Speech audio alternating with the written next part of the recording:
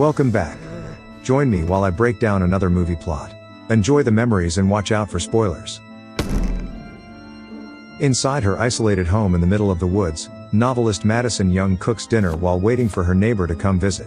Maddie received critical acclaim for her first book and moved to the cabin for a life of peace. She's shown to be hearing impaired when the camera gets close to her ear and the surrounding sounds go mute. She calls her cat inside by shaking its bowl, showing that she also cannot speak. After struggling with the cooking, her neighbor Sarah arrives to return a copy of her book and praises her creativity. Maddie says her mom called it a writer's brain, and that it allows her to visualize all possible outcomes of a story. Suddenly her alarm goes off, designed to be loud enough that it shakes the house and flashes bright lights, but she's just burnt dinner. With that ruined, Sarah takes off to meet her boyfriend while Maddie avoids relationship problems of her own. Later that night, while writing a chapter of her new novel, she avoids some more calls before leaving her phone on the counter. When she starts to clean the dishes, a bloodied Sarah begins banging on the front door, begging to be let in. Maddie continues to clean up, oblivious to the screaming only a few feet away, when a crossbow bolt hits Sarah in the back before a masked killer catches up. He pulls the bolt out and begins stabbing at her with many more than is necessary, as he clearly enjoys it. The man bangs on the door and quickly deduces that Maddie is deaf, before picking Sarah's corpse up and dragging it away. When she returns to the novel, the camera begins to switch back and forth between her work and the killer, slowly making his way through an unlocked door and approaching from behind with a blade. He slips out of sight to avoid being seen on a video call, but is almost spotted by her sister Max, who just brushes the movement off as being the cat. The man steals her phone as Maddie finishes the call and begins looking for the cat, but after walking through the entire house shaking the bowl, it never shows up. As soon as she goes back to work, she begins to receive photos sent to her laptop from her phone coming from all angles, with the most recent being behind her. She slowly walks to the door and the camera peeks around to reveal the masked man standing outside with her phone. Maddie manages to beat him to all the doors in time to lock them except for the front, which is luckily already locked as it's the one Sarah died at. He begins to creep around the house, checking the place out as Maddie watches on, confused, before deciding it's time to contact the police. He cuts the power, so she tries to access Sarah's Wi-Fi, but she doesn't know the password, as the killer sees this and runs the knife soaked in her blood across the glass.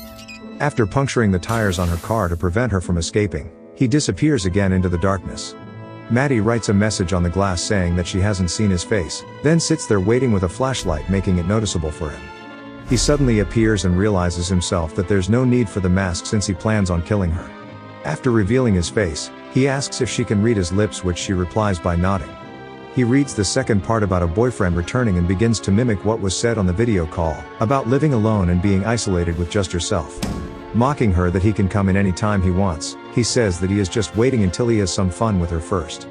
Maddie decides to arm herself with a knife and hammer and barricades herself inside a bedroom with the curtains closed. While staring at the door, she notices what looks to be Sarah knocking at the window, but it's just the man using her corpse as a puppet. She runs back into the living room and begins to break down, when remembering that Sarah keeps her phone in her back pocket.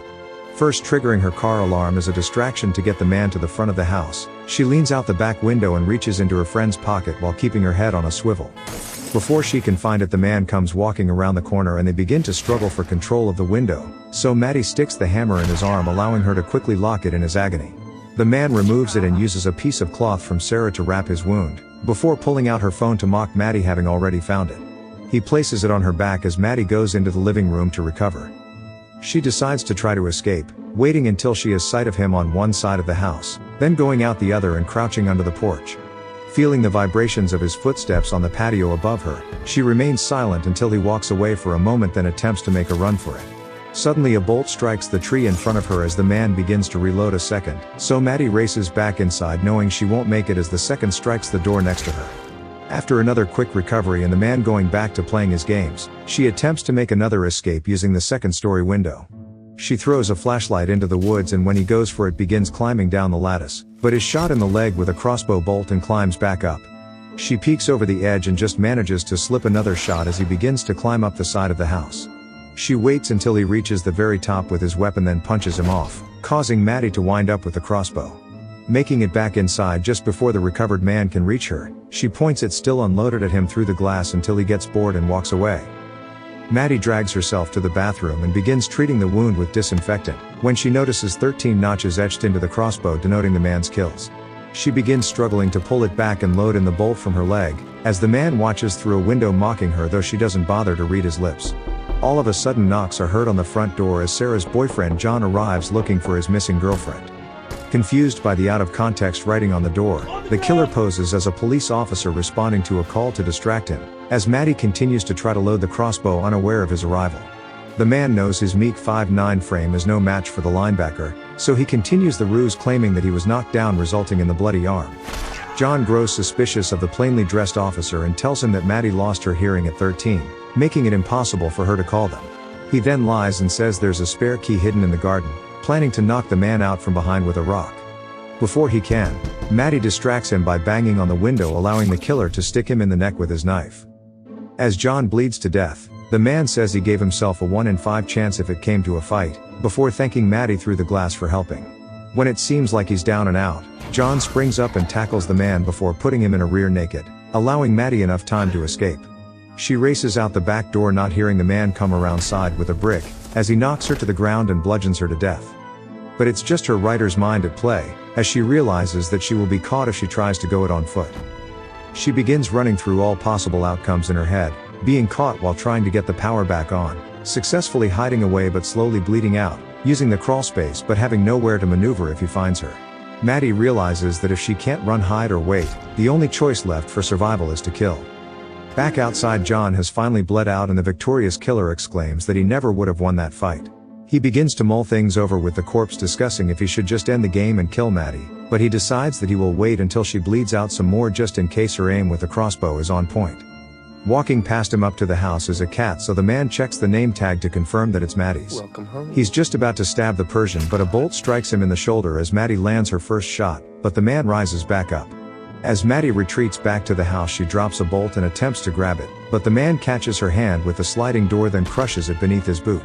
He allows her to pull her mangled fingers back in but begins threatening to once again enter the house. Finally, over everything, Maddie writes with her blood on the glass for him to do it, then calls him a coward. This angers the man enough to retrieve a tire iron from the car to break in, as Maddie uses her laptop to type up a description of her attacker and a farewell message to her family saying that she went out fighting.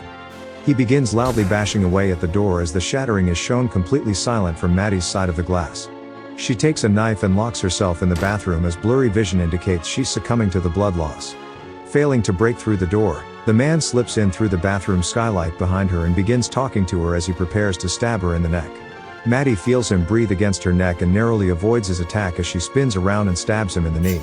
She staggers into the kitchen but collapses against the counter as the bleeding man follows her in. He lunges at her as she blasts him in the eyes with insecticide, then uses her insanely loud alarm to disorientate him with the strobe effect, causing him to drop his knife. As Maddie bends down to pick it up, he tackles her to the ground and begins strangling her. She tries to fight back and even reaches for a corkscrew next to her, but begins to lose consciousness as her life flashes before her eyes, but finally manages to kill him as she plunges the corkscrew into his neck. He bleeds out as she throws him off her, and after a few seconds is able to finally catch her breath. The gruesome aftermath is scarcely shown as Maddie retrieves her cell phone from the man's pocket and contacts the police. She limps outside and sits on the front porch as the police approach and her cat comforts her. The sirens slowly drown out to complete silence as Maddie closes her eyes and begins to smile. And the movie ends.